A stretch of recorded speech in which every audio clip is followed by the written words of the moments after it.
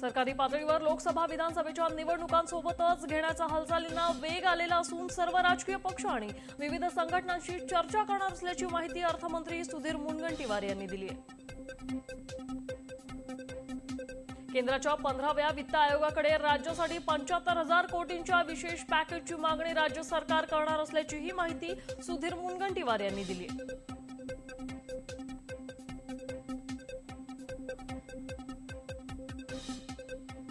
विशेष निधी मागतोय। राज्यातील सर्व समन्वयकांची परळीत आज बैठक बोलावली असून आंदोलनाबाबत महत्त्वाची चर्चा होणार असल्याची माहिती मिळते। 15 दिवसांपासून मराठा क्रांती ठोक मोर्चाचं ठिय्या आंदोलन सुरू आहे। 14 ऑगस्टपर्यंत मागासवर्गीय आयोगाचा अहवाल आला नाही तर 15 ऑगस्टला मराठ्यांचा स्वातंत्र्यासाठी आगळावेगळा लढा सुरू होईल असा इशारा मराठा क्रांती मोर्चाचे समन्वयक आणि याचिकाकर्ते विनोद पाटील यांनी दिलाय। मागासवर्गीय आयोगाने स्वतःहून कुठल्याही प्रकारे काही जाहीर केलेलं नाही। हा 14 ऑगस्ट पूर्वी जे न्यायालयाची डेडलाईन त्यापूर्वी जर रिपोर्ट दिला आणि राज्य सरकारने तो स्वीकारला तर निश्चित मराठा आरक्षणाचा प्रश्न हा मार्गी लागू शकतो। मराठा आरक्षणाची मागणी ही खूप जुनी आहे, मात्र सर्वच राजकीय पक्षांनी नौटंकी केली आहे, त्यामुळे मराठ्यांना स्वतंत्र राजकीय पक्ष काढावा असं वक्तव्य शिवसेनेचे आमदार हर्षवर्धन जाधव यांनी राजीनामा दिलाय त्यांनी जालन्यात केलेलं आहे।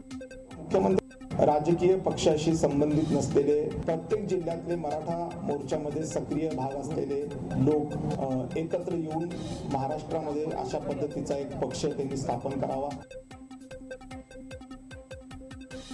मराठा आंदोलनात चुकीच्या पद्धतीने दाखल केलेले गुन्हे मागे घेण्यात यावे या मागणीसाठी काँग्रेसचे आमदार नितेश राणे यांनी नवी मुंबई पोलीस आयुक्तांची भेट घेतली आहे।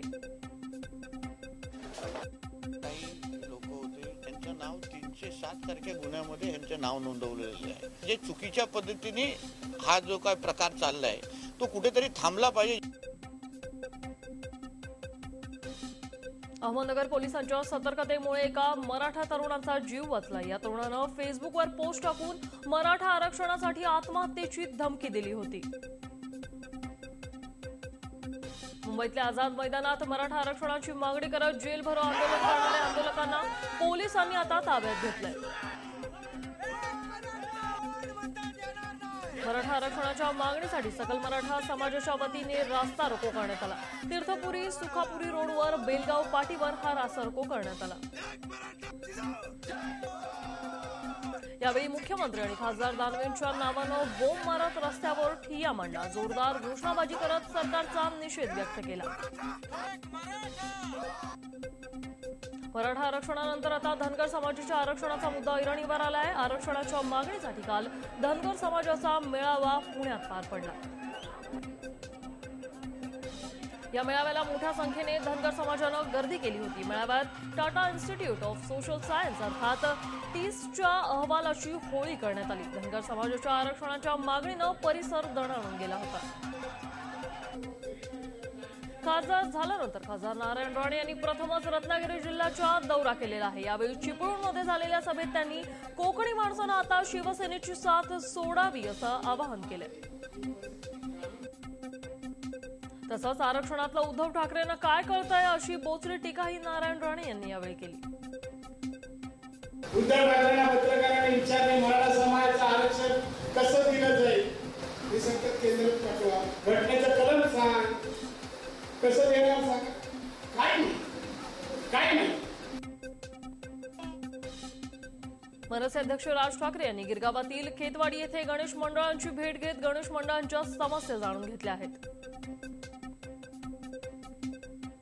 बिनधास्तपणे गणेशोत्सव साजरा करा असं राज ठाकरे यांनी यावेळी म्हटलंय। दरवेळी आमचे सण आले की बंधनाच्या गोष्टी कशा काय सुरू होतात असा सवालही राज ठाकरेंनी विचारलाय। तर गणेश मंडळाच्या मंडपांना टाळण्यास शिवसेनेनेही आता उडी घेतली। शिवसेनेचे नेते सुभाष देसाई यांच्याकडे फिर्याद घेऊन काही मंडळींनी मुंबईचे पालकमंत्री म्हणून त्यांची भेट घेतली।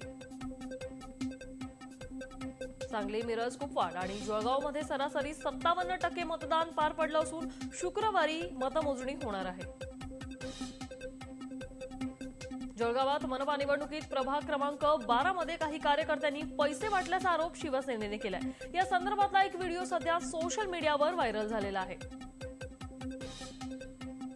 पुण्यातील कचरा प्रश्नी फुरसुंगीमध्ये ग्रामस्थ आंदोलन करत आहेत आणि महापालिका अतिरिक्त आयुक्त आणि ग्रामस्थ यांच्यात झालेल्या बैठकीत कोणताही तोडगा निघू शकला नसल्याने हे आंदोलन छेडण्यात आलं आहे।